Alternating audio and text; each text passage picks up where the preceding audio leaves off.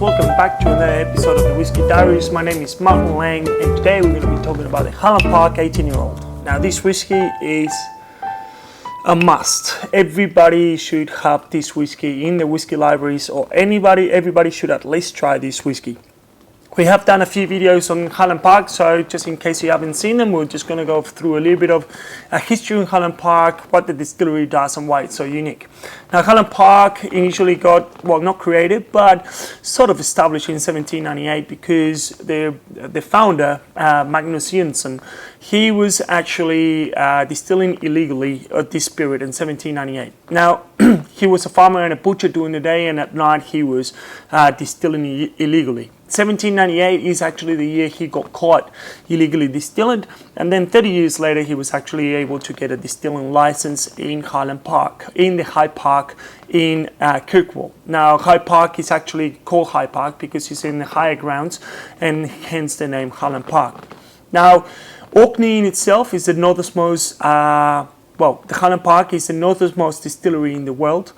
Orkney is very, very north, and it's actually very well known for Viking settlements. So this bottle is actually one of the older versions.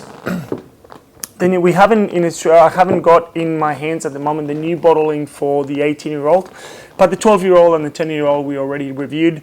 They come with Viking markings, and the reason why is Highland Park is going towards respecting a lot of the Viking heritage, specifically because Magnus Jensen, the creator of Highland Park, has relatives that come from Viking descent.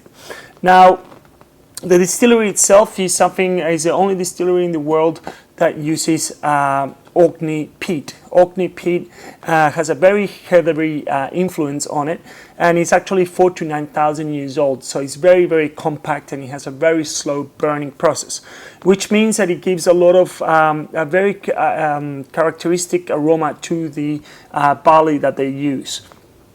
Now, the other thing about Highland Park as well is that they use 60 to 80% of the casks are European and American oak seasoned in sherry. The sherry, the casks themselves, they get handmade in Spain, and basically they get filled with Oloroso sherry, and then they get sent back to Orkney, which they get empty, and then they get filled with whiskey. Now this creates a very particular type of flavor combinations between the Oloroso sherry and the Orkney peat flavored barley, basically new make. The stills, it's a pretty small distillery, even though they produce 2.5 million litres a year. They have 2 wash stills and 2 spirit still, and they produce, the base spirit is considered one of the best spirits in the world. Actually, they won 3 years in a row best distilled spirit in the world against any other spirit that exists, which is incredible, to be honest, because there's so many spirits out there, obviously.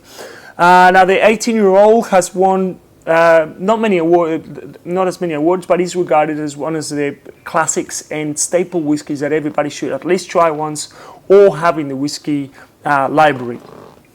The 25-year-old as well is the only whiskey in the world that has 100% or 100 out of 100 points. And again, Highland Park is one of those whiskies that is regarded by many people, the people that drink the most amount of whiskey, is one of the best whiskeys out there. Now this one is basically a really great representation of what Highland Park can do. The 10-year-old and the 12-year-old, the young, the fresh, the delicious whiskey, but the 18-year-old I reckon is that middle point where a whiskey, the Highland Park really, really shines. Obviously, then you get the 21, the 25, they just released this year 26-year-old special edition.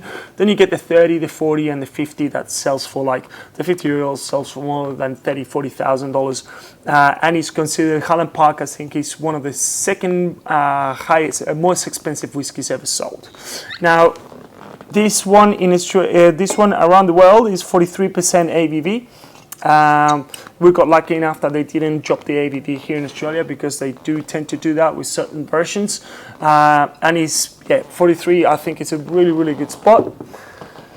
That's the bottle there, and you get that classic smokiness from Highland Park. That is subtle. It's not like a punch in the face like maybe like Freugut Ardbeg. You get the smokiness, but it's not something really. It's really, really well balanced. And then The palate, wow, yeah, that's delicious. The palate doesn't really represent what you can smell. It's actually quite light and viscous.